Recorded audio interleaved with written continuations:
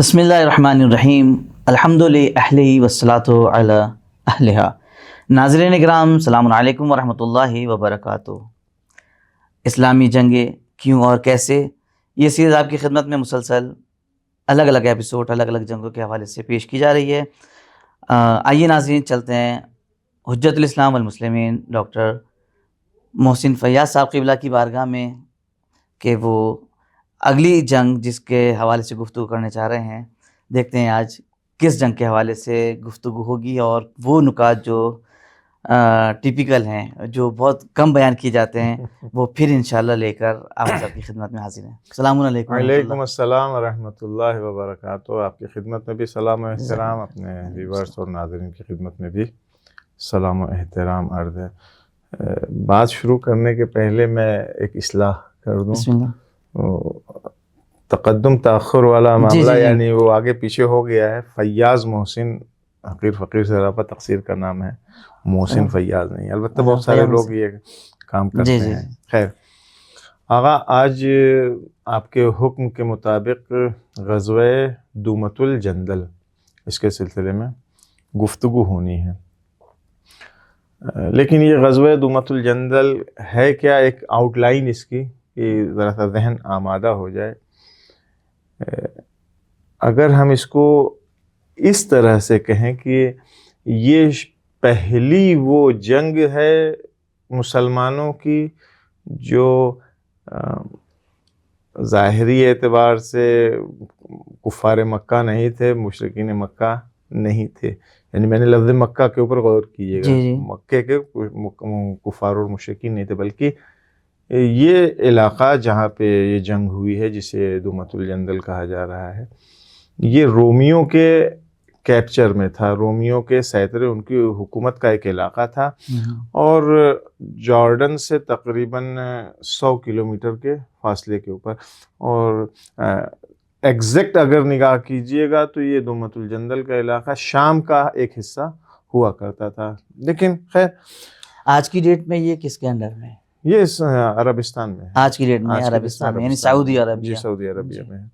تو یہاں پہ ایک جنگ واقع ہوئی تھی، البتہ واقع نہیں ہوئی تھی، جنگ ہونے کے پہلے ہی سب چھوڑ کر کے یہ مشرکین بھاگ گئے تھے۔ یہ بھی مشرک ہی تھے، کیونکہ مسلمان نہیں تھے، اعراب تھے، عربی تھے، لیکن انہوں نے کوئی جنگ نہیں کیا، اور لشکر اسلام کو غنیمت بہت سارا نصیب ہوا تھا۔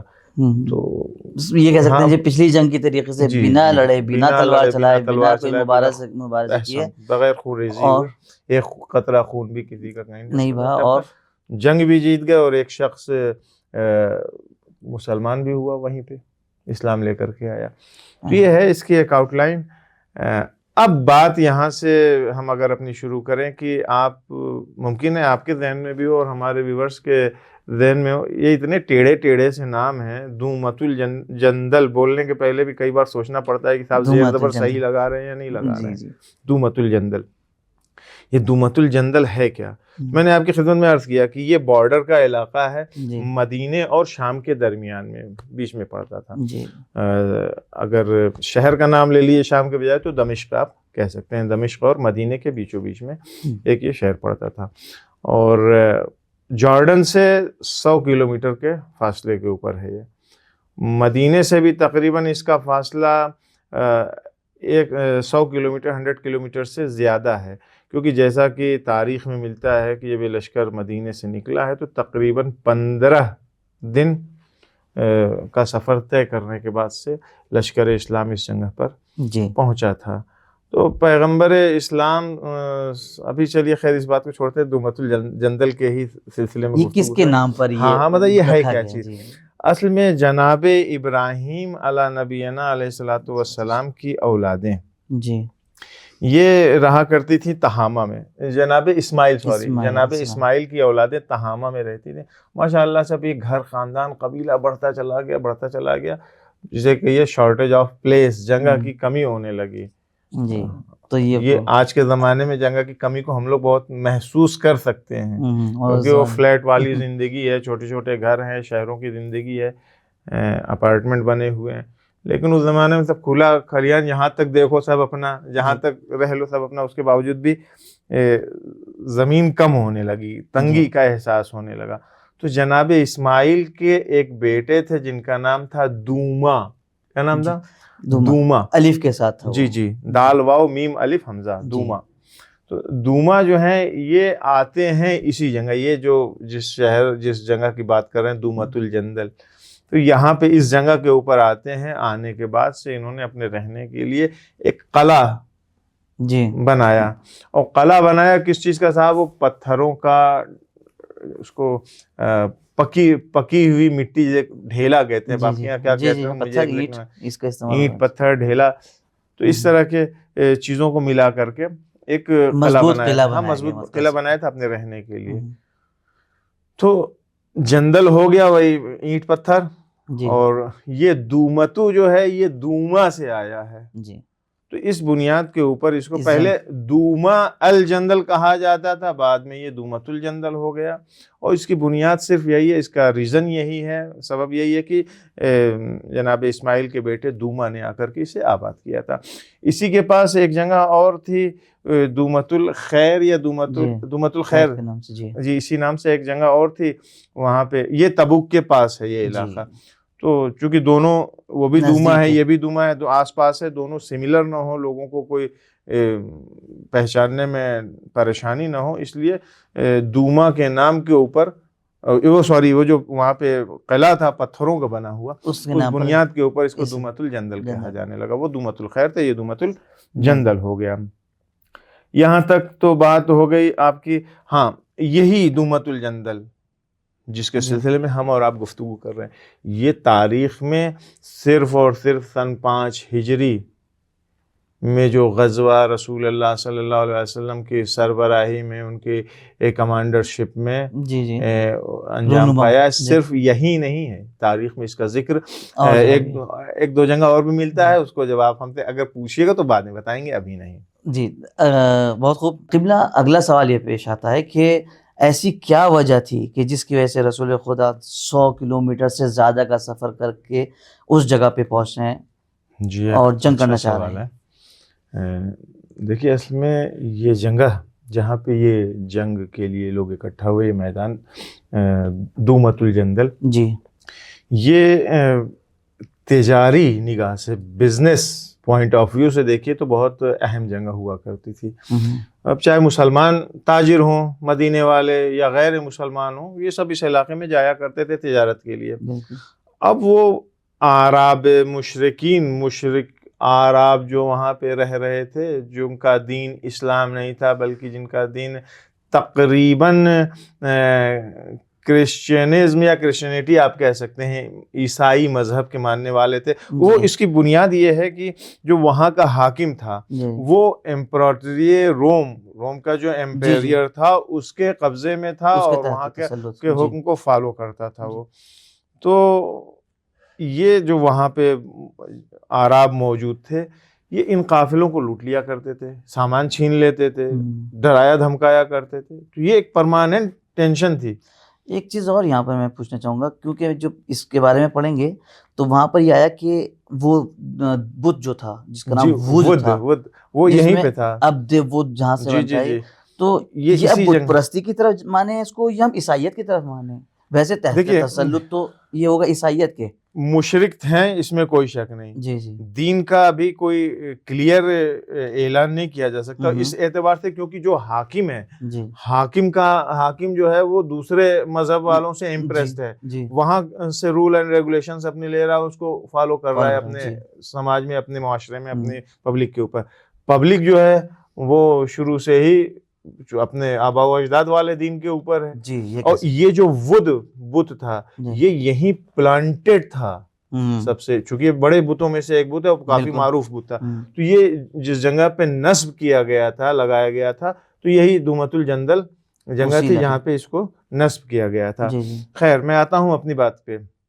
تو یہ تاجرین بیچارے جنہیں لوٹ لیا جاتا تھا، تو اسے مسلمانوں کو بہت نقصان ہوتا تھا. مدینے سے تاجر جا رہے ہیں، لوٹ جا رہے بیچارے.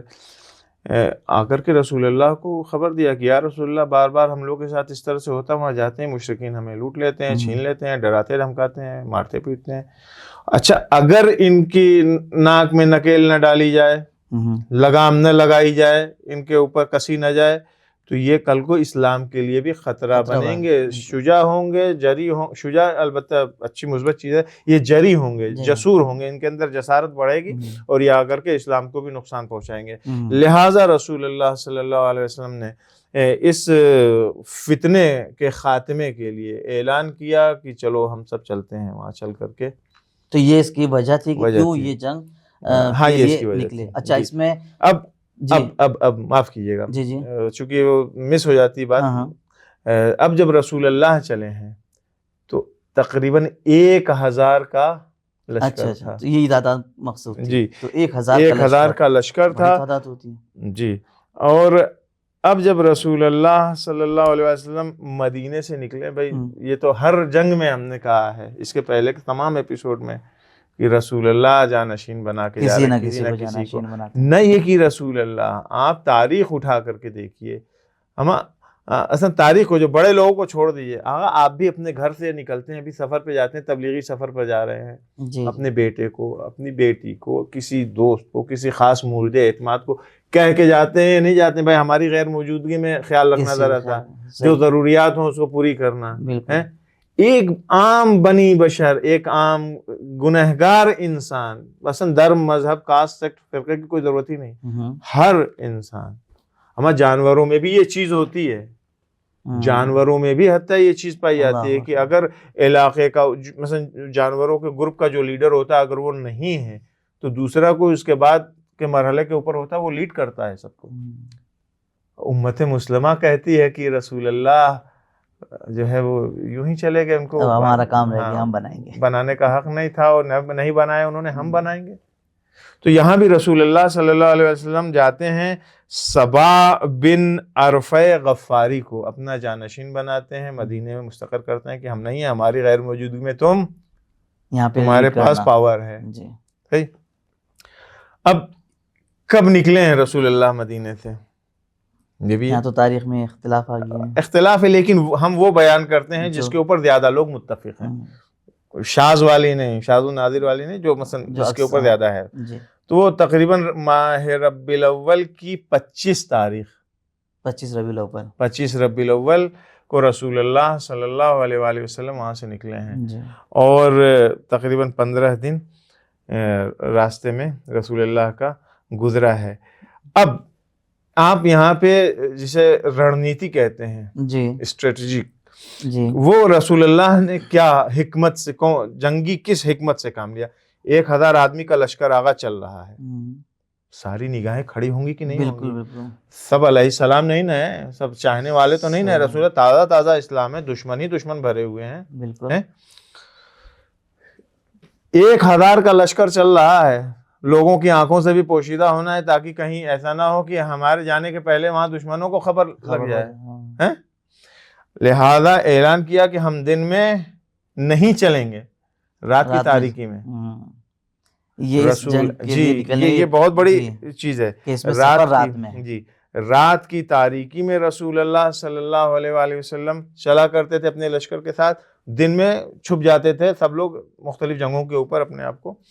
اور بنی عذرہ قبیلے کا ایک شخص تھا، وہ بہت ایکسپرٹ تھا راستے کے معاملے میں. رسول اللہ چاہنے والا نہیں تھا، پہلے بتا دوں، لیکن وہ ایک پروفیشن ہے نا، کام لینا، اس کا کام ہے راستہ بتانا، وہ جو بھی اس کی مزدوری ہوگی. لیکن بہت ایکسپرٹ آدمی تھا. رسول اللہ نے اس سے کہا کہ تم کو فلاں جگہ تک پہنچاؤ. اس نے کہا ٹھیک ہے میں پہنچاؤں گا، جو بھی معاملہ ہوا ہوگا. اس نے بہت خیر خوبی کے ساتھ، بہت احتیاط کے ساتھ رسول اللہ کو وہاں تک پہنچایا. جب یہ افراد، یہ لشکر اسلام دومت الجندل کے بارڈر پر پہنچا ہے، جہاں سے شروع ہو رہا تھا دومت الجندل، تو وہاں سب سے پہلی چیز جو لشکر اسلام نے دیکھی وہ بھیڑ بکریوں کا جھنڈ تھا، اونٹوں کا جھنڈ تھا. جو وہاں کے باشندوں کی دومت الجندل کے رہنے والے لوگوں کی ملکیت ہوا کرتی. لشکر اسلام میں بھی داخل ہوئے, وہاں کچھ ہے ہی نہیں, خالی بھیڑ بکریاں, اونٹ, آدم نادم. تو یہ کیا ہے, مال غنیمت ہے, فوراً اس کو اپنے قبضے میں لیا. اب آگے بڑھے تو صاحب سناٹا ہو کا عالم, کیونکہ جیسے ہی یہ بھیڑ بکریاں سب اپنے قبضے میں لی تو خبر تو لگ گئی, ارے لشکر اسلام آیا ہے. اب صاحب پورے علاقے میں آگ کی لپٹوں کی طرح سے یہ خبر پھیلی ہے, اور سارے کے سارے گروپ بنا کے, گروہ بنا کر کے بھاگنا انہوں نے شروع کر دیا. نتیجہ یہ ہوا کہ اس میدان میں پہنچے, جہاں پہنچنے کے بعد اب چاہے وہ بزنس پوائنٹ رہا ہو جہاں پہ بزنس ہوتا تھا اور سب لوٹتے پاٹتے تھے, پریشان کرتے تھے, یا جس جگہ کا ارادہ تھا کہ اس جگہ پہنچ کر کے جنگ کریں گے, جب اس میدان دومت الجندل میں پہنچے ہیں تو وہاں پر کوئی آدمی ہی نہیں. رسول اللہ نے بعض مسلمانوں کو بھیجا کہ جاؤ بھیا ذرا تلاش کرو, دیکھو کہاں ہے لوگ, کوئی ہے کہ نہیں.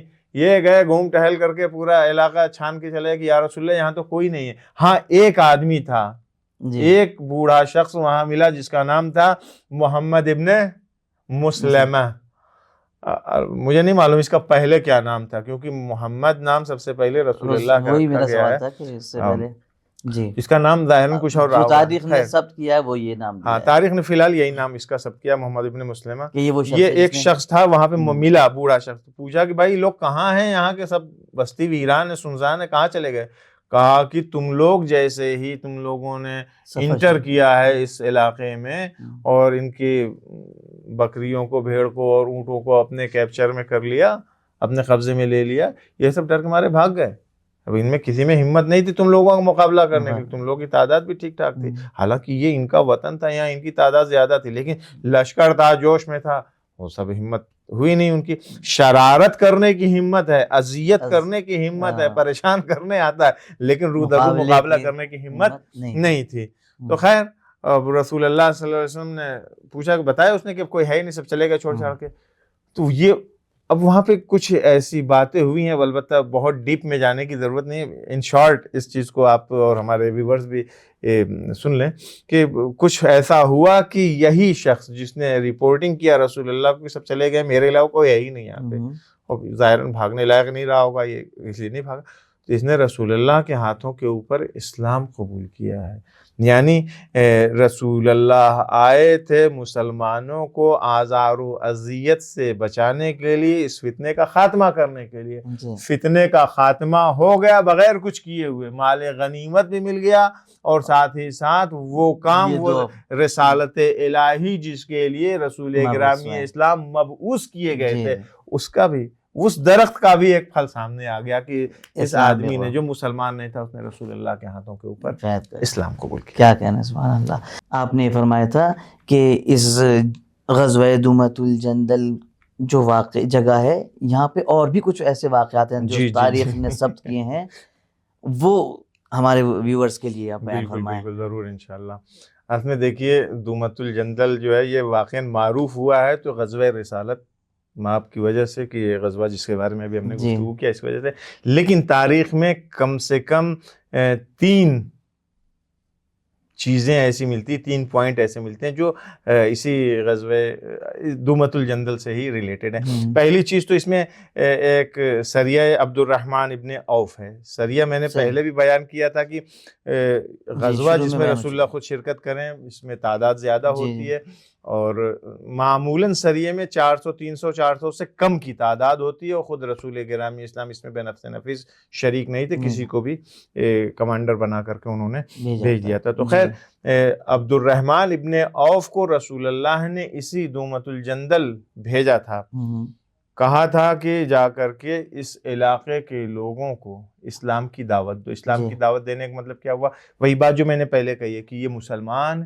نہیں تھی, اس کی تائید ہے. اور یہ کب بھیجا تھا رسول اللہ نے؟ 6 ہجری میں بھیجا تھا. 5 ہجری میں خود آئے ہیں غزوے کے لیے, 6 ہجری میں عبد الرحمن ابن عوف کو بھیجا ہے.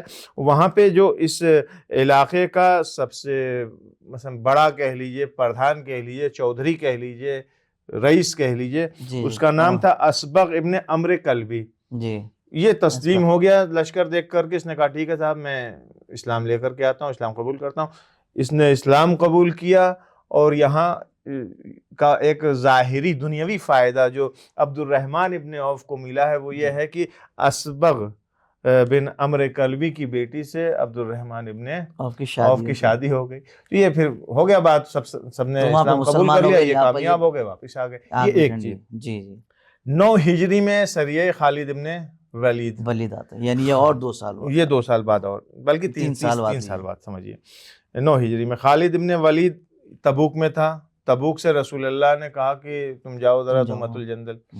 خوب جا کر کے آ کے وہاں پہ اقدیر بن عبد الملک یہ حاکم تھا دومۃ الجندل کا, جو ظاہری اعتبار سے مسلمان نہیں تھا بلکہ کرسچن تھا, مسیحی یا عیسائی تھا. اگر نہیں بھی تھا تو اس کی طرف اس کا اٹینشن زیادہ تھا.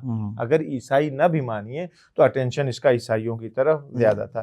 تو یہ خالد ابن ولید آتا ہے, آ کر کے وہاں پر عقید کو اس کو اریسٹ کرتا ہے, اور اریسٹ کر کے لے کر کے آتا ہے مدینہ. اب وہاں پہ ذرا اختلاف ہے تاریخ میں, اس نے اسلام قبول کیا نہیں کیا. کچھ لوگ کہتے ہیں کہ صاحب مسلمان ہو گیا تھا, کچھ نے کہا کہ نہیں ہوا تھا. خیر جب تک رسول گرامی اسلام زندہ تھے, اکارڈنگ ٹو ایگریمنٹ, وہ جو ایگریمنٹ ان کے درمیان میں لکھا گیا تھا, یہ جزیہ ٹیکس جو کچھ بھی تھا وہ ساری چیزیں یہ دیتا تھا. لیکن جب رسول اللہ کی وفات ہو گئی تو اس نے زکوٰۃ اور جزیہ وغیرہ دینا بند کیا. نتیجہ یہ ہوا کہ سن 12 ہجری میں ابو بکر ابن ابی قحافہ نے خالد کو پھر سے بھیجا کہ جاؤ, جا کر کے اس کا شر اور اس کا فتنہ ختم کرو. وہ جا کر کے اس نے اس کا فتنہ ختم کیا, اس کو قتل کیا. یہ ہو گئی 2 چیز. آخری چیز, اور یہ بہت مہم ہے, آغا جنگ صفین مولا کائنات امیر المومنین علی بن ابی طالب صلی اللہ علیہ وسلم کے زمانے میں ہوئی. ٹھیک ہے.